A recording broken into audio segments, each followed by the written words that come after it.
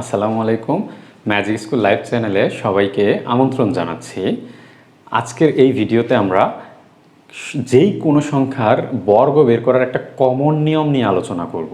যেই কমন একটা নিয়ম ফলো করলে আমরা যেই কোনো সংখ্যার বর্গ যেই কোনো পরীক্ষাতে আসলে আমরা খুব তাড়াতাড়ি করে ফেলতে পারবো। এর আগে আমরা ভিডিওগুলোতে ইন্ডিভিজুয়ালি রেঞ্জ করে করে আমরা বর্গ বের করেছি। কোনো ভিডিওতে আমরা পূর্ণ বর্গ সংখ্যা যেই সংখ্যাগুলোর শেষে 0 থাকবে ওই সংখ্যাগুলোর বর্গ কীভাবে বের করবো ওইটা দেখেছি।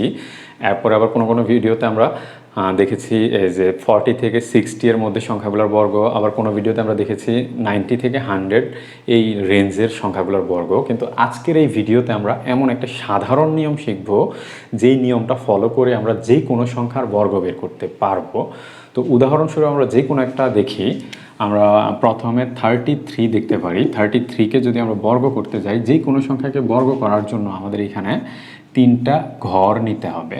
এই 3টা ঘর নেওয়ার পরে আমরা ফার্স্ট আমাদের এই যে শেষে যে সংখ্যাটা থাকবে এই সংখ্যাটাকে বর্গ করে সিঙ্গেল ডিজিট আমরা বসাবো।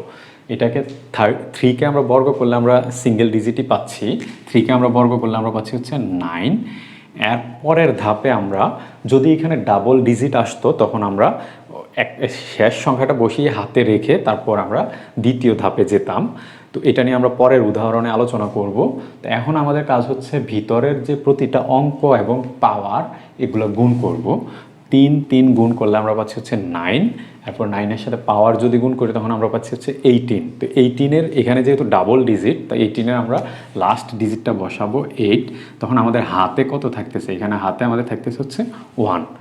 এটা মানে আমাদের ভিতরে যে যতটা অঙ্ক থাকবে ততটা অঙ্ক গুণ করে পাওয়ার 2 দিয়ে গুণ করব। গুণ করার পর যেই সংখ্যাটা আসবে ওই সংখ্যার লাস্ট ডিজিটটা এখানে বসাবো, আর হাতে যত থাকবে তত আমরা এখানে রাখবো।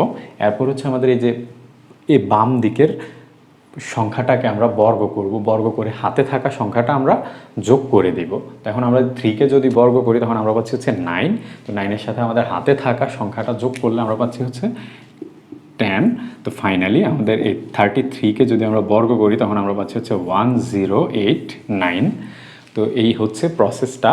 আপনারা প্রসেসটা একটু দেখলে, কয়েকটা অঙ্ক প্র্যাকটিস করলে আশা করি খুব ইজিলি এই যে কোনো সংখ্যার বর্গ আমরা বের করতে পারবো। এখন আমরা আরও কয়েকটা উদাহরণ দেখব। তো আরও কয়েকটা উদাহরণের জন্য আমরা এখানে আমরা যে কোনো একটা দেখতে পারি।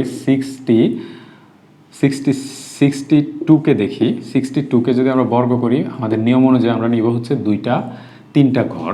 তো 3টা ঘর নেওয়ার পরে আমাদের কাজ সর্ব ডানে যে সংখ্যাটা থাকবে ওই সংখ্যাটাকে আমরা বর্গ করব। তো 2কে আমরা বর্গ করলে আমরা পাচ্ছি 4।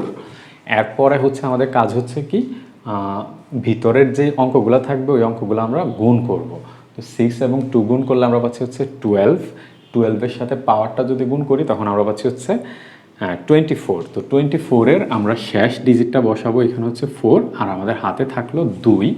এইবার আমরা এই যে প্রথমে যে সংখ্যাটা থাকবে ওই সংখ্যাটাকে আমরা বর্গ করব। তো 6কে যদি আমরা বর্গ করি তখন আমরা পাচ্ছি 36। এই 36-এর সাথে আমাদের দ্বিতীয় ঘরের হাতে থাকা সংখ্যাটা যোগ করলে আমরা পাচ্ছি 38। এই আমাদের 62-এর বর্গ 3844। তো এই প্রসেসটা ফলো করে আমরা আরও একটা উদাহরণ করি। তো এখন আমরা উদাহরণ হিসেবে আমরা বড় সংখ্যা নিতে পারি। 84 নিব।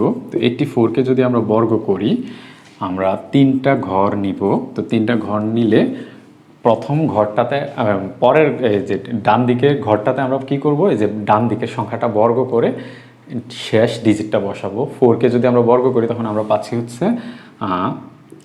6। তো 6 পাওয়ার পরে এখানে আমাদের হাতে থাকবে 1।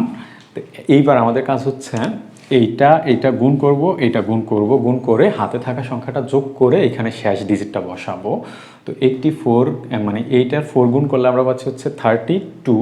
32কে আমরা 2 দ্বারা গুণ করলে আমরা পাচ্ছি 64। তো 64-এর সাথে 1 যোগ করলে আমরা পাচ্ছি 65। তো 65-এর শেষ ডিজিটটা হচ্ছে 5, এখানে 5 বসবে, হাতে থাকে কত 6, হাতে থাকা সংখ্যাটা 6, এরপরে হচ্ছে আমাদের এই যে এইটাকে আমরা বর্গ করব। তো এইটা 8কে যদি আমরা বর্গ করি তখন আমরা পাচ্ছি হচ্ছে 64। তো 64-এর সাথে যদি আমরা 6 যোগ করি তখন আমরা পাচ্ছি হচ্ছে 70, যেটা এখানে বসবে 70, অর্থাৎ আমাদের 84-এর বর্গ হচ্ছে 7056। 7056 হচ্ছে আমাদের 84-এর বর্গ। তো এই প্রসেস ফলো করলে আমরা যে কোনো সংখ্যা 2 ডিজিট 3 ডিজিট যে কোনো সংখ্যার বর্গ আমরা ইজিলি বের করতে পারবো। তো এই প্রসেসটা আপনারা শুরু থেকে শেষ পর্যন্ত ভিডিওটা না টেনে যদি দেখেন তাহলে প্রসেসটা বুঝতে আপনাদের সুবিধা হবে। আর আশা করি এই ভিডিওটা আপনাদের ভালো লাগবে এবং উপকারে আসবে। যদি ভালো লাগে এবং উপকারে আসে আপনারা আমাদের এই ভিডিওগুলো আপনাদের বন্ধুদের সাথে শেয়ার করবেন। আর আমাদের এই ভিডিওর নিয়ম অনুযায়ী বাসায় বেশি বেশি প্র্যাকটিস করবেন যাতে এই নিয়মগুলো আপনাদের মাথায় ভালোভাবে থেকে যায়। সবাই ভালো থাকেন। আসসালামু আলাইকুম।